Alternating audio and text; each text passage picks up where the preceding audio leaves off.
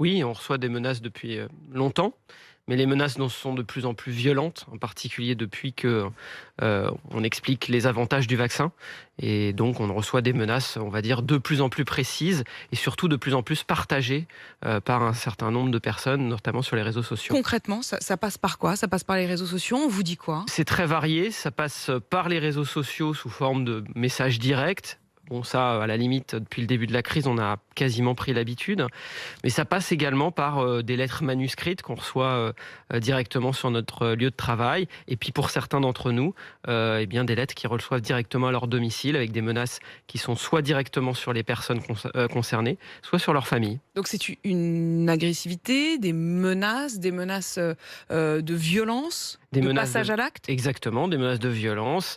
Bon, alors quelquefois, c'est Ils juste disent des quoi, insultes. pardon, mais qu'on essaie de Vous avez un comprendre. certain nombre de choses. On vous explique qu'en particulier, eh bien, vous allez passer devant un tribunal. On ne sait pas très bien lequel. Ils appellent ça Nuremberg 2, et devant lequel, eh bien, on sera jugé et que derrière, il y aura une peine de mort et que cette peine de mort pourra être soit la décapitation, la pendaison, enfin ce genre de Ah, donc choses. en plus, il y a des détails sur Il y la a des manière détails dont, très précis, oui. dont Tout vous à fait. vivriez cette mort. Vous avez porté plainte? Alors moi, je suis en train de mettre en place justement un dossier juridique pour porter plainte, et en particulier contre le site France Soir qui vient récemment de publier ce qu'on appelle un article, mais qui finit par un appel à la violence. Oui. Le site François, qui est régulièrement pointé du doigt par les médecins, avec un ciblage régulier, précis, systématique? Tout à fait. Alors jusque-là, c'était essentiellement de la désinformation, qui est de la désinformation que j'estime en tout cas extrêmement dangereuse pour nos patients. On en voit les conséquences dans nos services.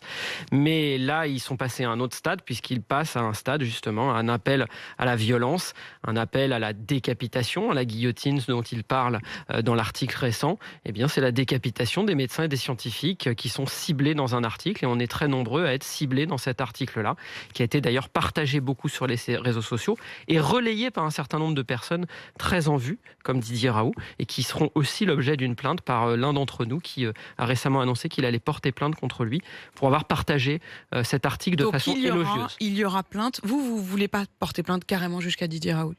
Alors moi je ne sais pas, on est en train de discuter de ce qui se passe, mais vous savez, j'ai un emploi qui me prend beaucoup de temps. J'ai pas beaucoup de temps pour faire on va dire des manœuvres juridiques, et donc écoutez, peut-être que je verrai, en tout cas selon les conseils que j'ai, selon la protection fonctionnelle que je C'est ce que j'allais vous dire, c'est-à-dire de que mon institution. tout ça est non seulement extrêmement pénible, je l'imagine, mais ça vous prend beaucoup de temps, beaucoup d'énergie, voire même des moyens, parce que si vous avez un avocat qui rédige une plainte, ça coûte, qui paye? Bah écoutez, pour l'instant, en tout cas, parmi les gens qui ont signé la tribune qu'on a signée dans l'Express et qui ont été ciblés dans ce site-là, eh bien la Parmi ces plupart, médecins. oui, tout à fait, la plupart, c'est de leurs frais personnels. Et pour certains même qui sont encore plus menacés que moi, ont une protection personnelle qu'ils payent en partie.